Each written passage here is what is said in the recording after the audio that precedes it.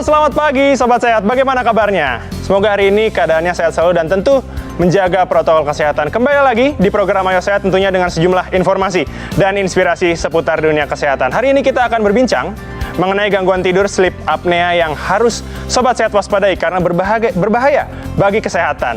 Nanti kita akan bahas dengan dokter kesehatan tidur dan seorang komika ternama, Panji Pragiwaksono, yang akan cerita mengenai penyakit gangguan tidur yang pernah dideritanya. Tapi sebelumnya, kita mulai Ayo Sehat bersama saya, Elgin Fridianto.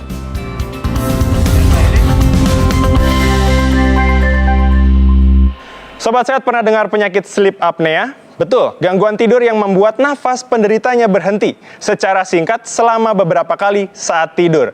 Masalah tidur ini dapat berdampak fatal karena rentan memicu masalah jantung dan komplikasi kesehatan lainnya. Selengkapnya kita lihat informasi berikut ini. Sobat Sehat, ketika tidur ada kalanya seseorang susah bernapas selama beberapa saat karena ada lendir di tenggorokan atau sedang flu. Namun berbeda bagi penderita sleep apnea. Henti napas saat tidur pada penderita sleep apnea bisa muncul setiap saat, termasuk saat tubuh dalam kondisi fit. Namun tidak semua kondisi henti napas saat tidur bisa disebut sleep apnea. Menurut Sleep Foundation, seseorang dikatakan mengalami sleep apnea apabila sesi napas berhenti saat tidur berlangsung setidaknya 10 detik. Gejala sleep apnea bisa muncul karena penderitanya tidak mendapatkan tidur yang berkualitas di malam hari.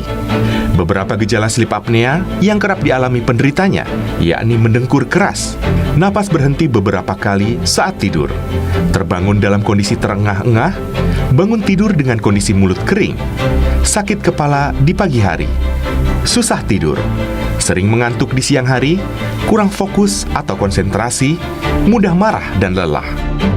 Penyebab sleep apnea bisa berbeda-beda, tergantung jenis sleep apnea. Obstruktif sleep apnea atau sleep apnea obstruktif bisa disebabkan otot di bagian belakang tenggorokan rileks.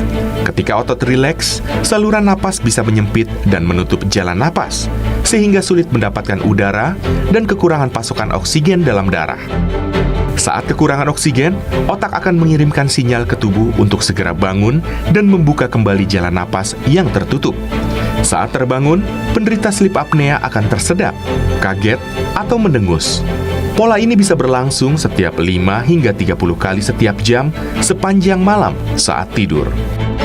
Sedangkan untuk apnea tidur sentral, kondisi ini bisa terjadi karena masalah otak yang gagal mengirimkan sinyal ke otot pernapasan. Dampaknya, seseorang jadi kehilangan refleks bernafas selama beberapa saat. Sleep apnea sentral juga bisa membuat penderitanya terbangun dalam kondisi sesak napas dan susah tidur kembali. Masalah tidur apnea bisa terjadi pada siapa saja, baik orang dewasa maupun anak-anak. Sleep apnea adalah masalah kesehatan serius. Komplikasinya bisa menyebabkan kelelahan, susah konsentrasi, hingga depresi. Masalah tidur ini bisa juga memicu tekanan darah tinggi, masalah jantung, penyakit diabetes tipe 2, dan sindrom metabolik. Jadi Sobat Sehat, kenali gejala sleep apnea sejak dini ya, agar terhindar dari bahaya penyakit tersebut. Sobat Sehat, untuk membahas gangguan tidur sleep apnea ini, di samping saya sudah ada dokter, praktisi kesehatan tidur, Dr. Andreas Prasaja. Dokter, selamat pagi. Selamat pagi. Bagaimana dok? Keadaannya sehat? Baik. Oke, nah dok, sebelumnya kita kan tentu masih di tengah masa pandemi, kita harus menggunakan masker, menjaga jarak, mematuhi protokol kesehatan. Dokter juga sebelumnya sudah tes. Iya. Bagus. Baik, dokter, mungkin kita bicara soal sleep apnea. Apa sih sebenarnya sleep apnea ini, dok? Jadi sleep apnea itu artinya kan henti napas saat tidur. Nah, sayangnya di Indonesia ini masih diabaikan karena gejalanya tuh sangat umum. Oke, baik. Gejalanya adalah mendengkur, yang pertama, kedua hypersomnia. Hypersomnia artinya adalah kantuk berlebihan di siang hari. Nah, masalahnya di Indonesia dewasa ini orang mendengkur masih dianggap biasa. Kedua, terutama pada usia muda, dengan mudahnya sekarang kita mendapatkan stimulan di mana-mana. Lagi tren lagi sekarang di mana-mana. Kafein. Oh, kafein. Kafein, sehingga gejala hypersomnia kalau belum terlalu berat tidak dirasakan. Baik. Berarti secara kasarnya bagi orang yang mendengkur itu mengalami sleep apnea. Kemungkinan besar mengalami sleep apnea. Jadi gini, dalam pelatihan kami dahulu, setiap kedatangan pasien mendengkur, satu kami udah harus nahan SIM. Oke. Ya, kenapa? Karena ada hypersomnia. Mengendara dalam kondisi mengantuk itu kan lebih berbahaya dibanding mabuk. Sehingga kita harus larang pasien untuk berkendara selama beberapa waktu sampai kami nyatakan sehat kembali untuk berkendara kembali. Oh, baik. Berarti langsung ditahan untuk tidak melakukan kegiatan itu. Nah, Dok, ini kan ada artikel yang mengatakan bahwa sekian persen dari beberapa pasien COVID-19 ini mengalami gangguan tidur sleep apnea. Ya. Bagaimana ini, Dok, menanggapinya? Nah, jadi di Finlandia itu ada sebuah survei ya yang melihat pasien-pasien COVID-19 dan ternyata 29%-nya itu menderita sleep apnea. Dan dari Journal of Clinical Sleep Medicine juga sudah menyerukan bahwa semua penelitian, semua survei pada pasien-pasien COVID-19 harus mempertimbangkan sleep apnea. Kenapa? Karena gini, ini henti napas saat tidur nih. Baik. Ya, pada saat berhenti nafasnya karena tersumbat salurannya kan. Nah, ini tersumbat nih, tidak ada udara yang bisa lewat. Nah, karena sesak badannya akan bangun. Ambil nafas, tidur lagi, tidak terjaga, bangun tanpa terjaga. Nah, proses terbangun-bangun yang berulang kali sepanjang malam ini menyebabkan kualitas tidur buruk. Kualitas tidur buruk atau kurang tidur, otomatis daya tahan tubuh akan turun. Itu yang menyebabkan semakin parah ternyata pasien. Nah, belum lagi karena penurunan kadar oksigen yang berulang kali, kerja jantung yang berat, sehingga penelitian yang lain menyatakan bahwa penderita sleep apnea, terutama yang berat, kalau sampai kena COVID-19, kemungkinan besar butuh ICU. Oke, dokter, pembicaraan kita masih menarik, tapi kita harus tahan dulu karena usai jeda, Sobat Sehat, kita akan kedatangan komika Panji Pragiwaksono yang nantinya akan menceritakan mengenai perjuangannya sembuh dari sleep apnea. Setelah jeda, tetap di Ayo Sehat.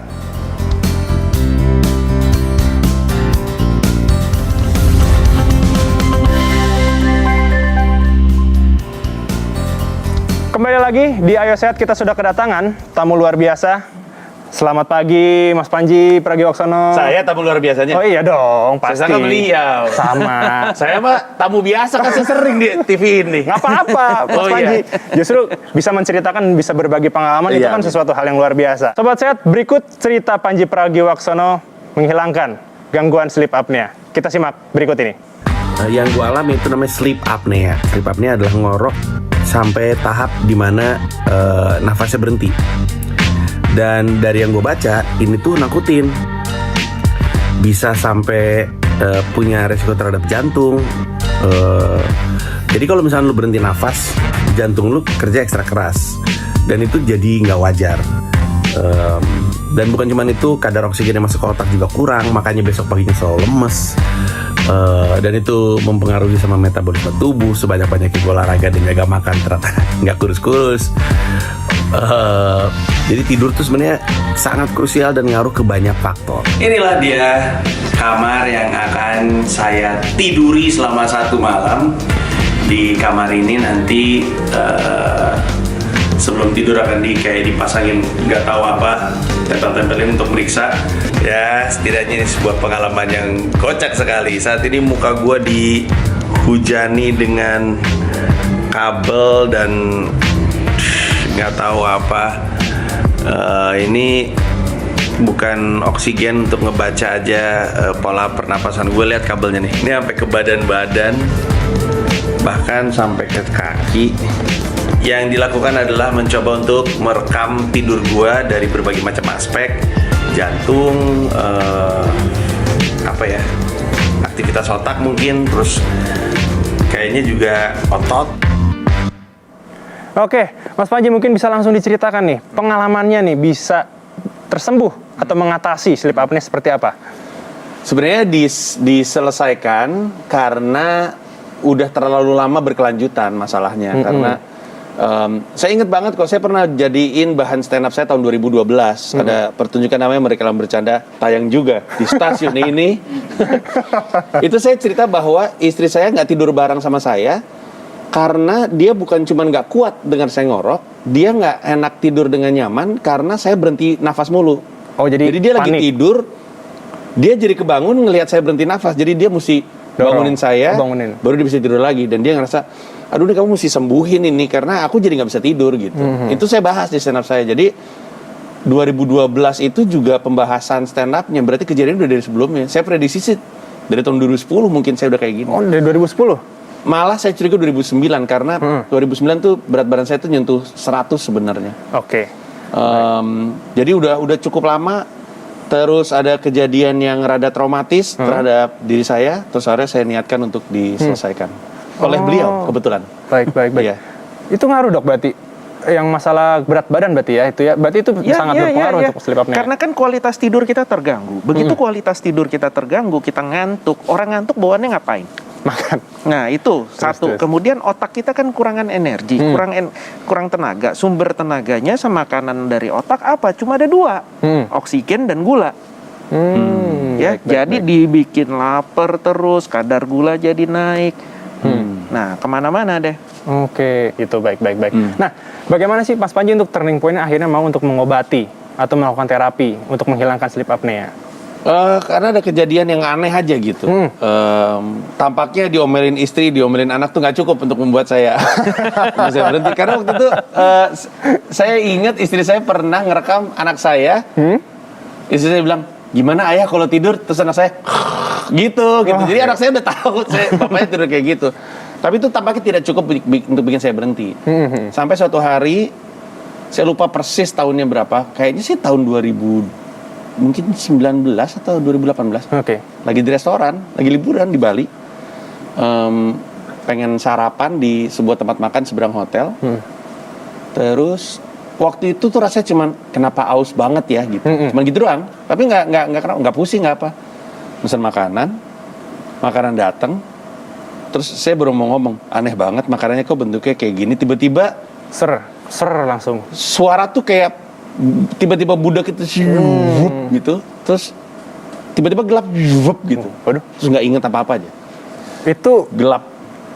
Kenapa itu? Pingsan aja. Tapi matanya kebuka. Jadi matanya kebuka, tapi nggak bisa ngelihat. Badannya jatuh, di stop sama istri. Terus istri saya bingung. Dia nggak tahu apa mesti. Dia panik. Anak saya yang laki-laki justru yang jalan. Terus dia bisik, ayah bangun. Terus yang saya ingat, saya dengar ada yang manggil. Terus tiba-tiba terang aja, zep gitu. Terus basah keringetan. Oh, baik. Terus saya nanya, apa yang terjadi? Istri saya bilang, kamu barusan pingsan sekitar 10-15 detik gitu. Terus kayak gitu, anak saya yang manggil manajer restorannya ngasih tahu kalau saya pingsan. Terus dikasih air minum dan segala macamnya. Terus habis itu ke rumah sakit. Pas di rumah sakit ternyata, saya bukan mau ngomong hanya ya, tapi maksudnya ternyata demam berdarah. Padahal saya udah pernah demam berdarah sebelumnya dan nggak pernah kayak gitu, nggak pernah sampai pingsan. Oh, baik. Jadi saya pikir kayaknya ada yang salah nih, emang mesti diperbaiki. Jadi saya mulai mengubah gaya hidup itu. Oke. Dokter, berarti ini apa ini? Berarti komplikasi berarti ya istilahnya? Ya, memang ada demam berdarahnya. Tapi sekali lagi, begitu tidur terganggu, penyebabnya apapun penyakit tidur kan banyak sekali. Lah, daya tahan tubuhnya buruk, kondisi mengalami penurunan kadar trombosit dan lain sebagainya juga akan lebih parah. Karena oksigenasi selama tidurnya aja udah terganggu. Oh, jadi tidak maksimal oksigen yang masuk ke dalam tubuh berarti. Baik, kalau seandainya faktor dari bawaan keluarga, itu ada nggak sih dok? Jadi gini, kalau kita baca jurnal ini kan kebanyakan dilakukan penelitian oleh Caucasian, orang Eropa. Penyebab utama dari sleep apnea adalah kegemukan. Baik. Ya, tetapi tidak demikian bagi kita orang Asia. Orang Asia, rahang kita kecil, sempit, leher kita pendek, sehingga tidak perlu gemuk untuk menderita sleep apnea. Oke. Ya, rata-rata justru keturunan. Oh, rata-rata justru keturunan. Justru keturunan, bentuk rahang, saluran nafas dan lain sebagainya. Tinggal munculnya usia berapa dan seberapa parah. Ya kan? Karena apa? Dengan bertambahnya usia, tambah lembek saluran nafasnya, belum lagi tambah gemuk, belum lagi gaya hidup seperti merokok, alkohol, itu semua akan memperburuk. Itu faktor yang memperburuk. Baik. Dokter, berarti sleep apnea ini banyak nih yang harus dibicarakan lagi, tapi kita lanjutkan usai jeda. Sobat Sehat, jangan beranjak dulu, tetap di Ayo Sehat usai jeda.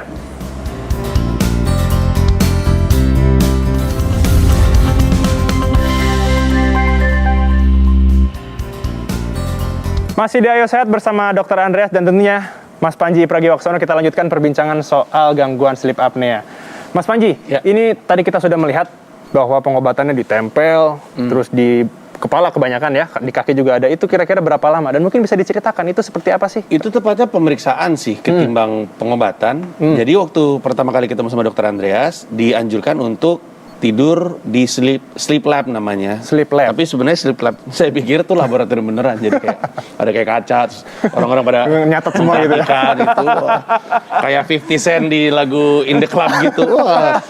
Ternyata sleep lab itu sebenarnya kamar tidur aja, tapi Cuma disediain dikhususkan alat untuk ya? pemeriksaan itu. Nah, jadi ditempelkan banyak kabel ioda atau apa gitu. Kelihatannya sih untuk ada rekam jejak jantung, otak, aktivitas otak gitu-gitu ya. Dan semuanya. Dan waktu saya foto, orang pada kaget. Ini kenapa sih Panji, kenapa? Ternyata mereka tahu saya selama ini ternyata robot. Saya udah curiga tuh Panji tuh. Dia lucu banget, dia robot di programnya. Terus itu sebenarnya diperiksa apa yang terjadi dengan saya. Dan waktu itu dokter bilang apa ya? Tapi kurang lebih kalau bisa sih udah tidur dari jam berapa biar kita meriksanya lama. Saya bilang saya takut nggak bisa tidur cepat. Tapi akhirnya tidur cepat juga.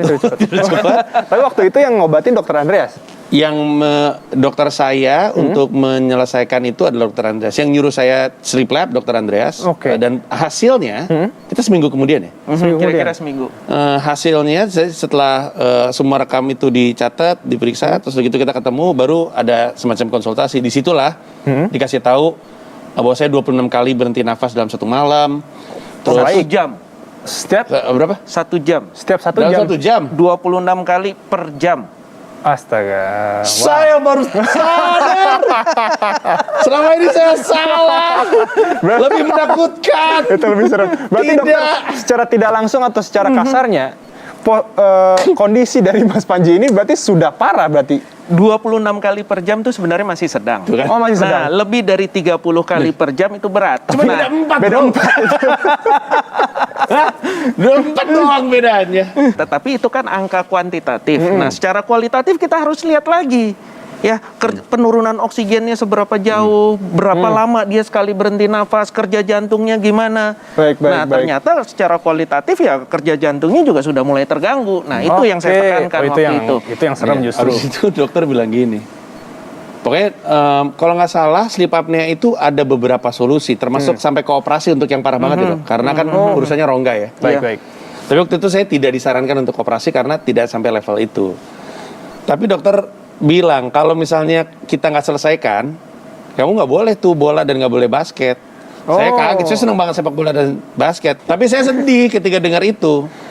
Akhirnya setelah ditunda-tunda, harus saya akuin saya nunda-nunda solusi dari dokter, saya tunda-tunda. Oh, itu yang menyebabkan baru ke dokter Andreas 2019 berarti kalau nggak salah. Setelah ketemu itu, sebenarnya saya diminta untuk melakukan tindakan, mesti kayak beli alat gitu. Cuman saya tunda-tunda karena alatnya tidak murah. Tapi saya coba cari solusi murah, alat-alat apa, perintilan-perintilan saya beli, nggak berhasil. Saya pikir ya udahlah yang dokter Andreas katakan ya udah saya lakuin, dan ternyata dampaknya kerasa. Saya beli itu alat Februari kalau nggak salah, Maret, April, Mei, Juni, sampai dengan Juni berat badan saya 80. Yang saya curigai belum tentu benar. Yang saya curigai adalah karena tidurnya lebih baik, metabolismenya lebih baik, terus kondisi kesehatan secara umum lebih baik. Ditambah dengan saya kan plant based juga, tapi plant based longgar ya, jadi saya bukan plant based yang ketat banget. Saya nggak diajak nongkrong sama teman saya, jangan ajak Panji, makanya susah gitu. Jadi, tapi saya dalam 1 tahun saya ingat berapa kali saya makan daging dalam 1 tahun, nggak nyampe 20 hari saya makan daging dalam 1 tahun, dan itu membuat badan saya nggak gampang ngilu-ngilu sendi-sendinya setelah berolahraga, jadi lebih sering olahraga. Dan karena plant based, artinya makanannya saya pikirin, terus olahraganya jadi lebih rutin, tidurnya jauh lebih baik.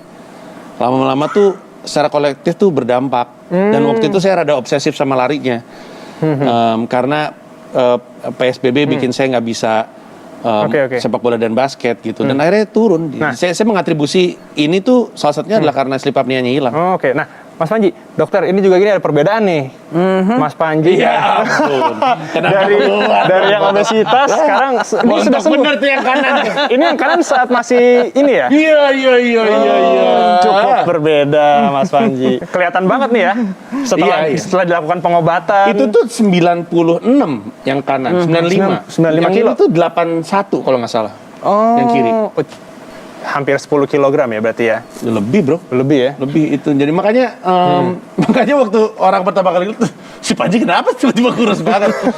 Tapi saya sangat tidak menyarankan orang untuk serta-merta ngikutin apa yang saya lakukan, terutama dari sisi diet. Karena saya nggak ada ahli nutrisi. Jadi jangan diikutin deh caranya si Panji. Oke. Cari cara sendiri. Karena tiap orang badannya beda-beda. Iya, betul. Yang penting disiplin dan punya kesadaran pengen memperbaiki kesehatan. Yang penting sleep apnea-nya udah hilang. Iya, dan tadi kita ngobrol di ruang tunggu, saya bilang salah satu cara saya tahu sleep apnea-nya hilang selain testimoni dari keluarga di rumah adalah saya udah nggak pernah lagi kebangun tengah malam untuk pipis. Salah satu ciri-cirinya kata dokter itu tengah malam kebangun untuk pipis karena apa? Karena gini, saat berhenti napas tersumbat, ya kan, dadanya terus nyedot, jantung di dalam jadi kecepit. Nah, kalau jantung kerja keras saat tidur, jantung akan mengeluarkan zat-zat yang sifatnya merangsang kencing. Oke. Jadi salah satu tanda perbaikannya hilang itu. Baik. Jadi untuk sobat sehat di rumah, mungkin kira-kira dari dokter Andreas sendiri, mungkin juga boleh dari Mas Panji ya. Kira-kira tips-tipsnya seperti apa sih? Harus melakukan seperti apa untuk setidaknya dia, oh saya sadar nih, ternyata saya ada sleep apnea. Bagaimana mungkin? Ya, pertama jangan abaikan ada dengkuran, ya. Jadi kalau sampai yang sudah berkeluarga, pasangan bilang tidurnya ngorok, udah percaya aja deh. Berarti kita ngorok, karena ya taunya dari mana? Kita sendiri nggak pernah bisa merasakan. Ya kan. Kedua, kalau sudah mulai bangun rasanya kok nggak bisa fresh, padahal tidurnya udah cukup, siang juga perlu kafein berlebih gitu kan. Nah, ini udah tanda-tanda sebaiknya diperiksakan. Apalagi kalau sudah mulai ada tekanan darahnya naik, kadar gula darah naik, kolesterol sudah mulai naik. Nah, ini udah indikasi. Baik. Monggo dari Mas Panji mungkin. Sama sih rasanya, orang tuh mikir ngorok itu adalah tanda menua gitu. Padahal anak kecil juga bisa. Iya, betul, anak kecil juga Anak bisa. kecil juga Dan bisa. orang juga sering bilang ngorok itu tanda kegemukan. Padahal saya tahu persis orang-orang kurus banyak yang ngorok. Karena mungkin untuk kasih lebih ke rongga, makanya nurun. Makanya kalau ada ngorok, sebaiknya sih tidak dianggap remeh. Apalagi kalau emang teman-teman sadar tengah malam suka kebangun untuk buang air kecil. Karena itu salah satu indikasi. Nah, saya usul kalau mau selesaikan oleh dokternya yang paham gitu. Baik, berarti bisa langsung menghubungi dokter. Iya, dokter sleeping disorder, istilahnya apa sih? Sleeping disorder ya. Gangguan tidur, dokter gangguan tidur.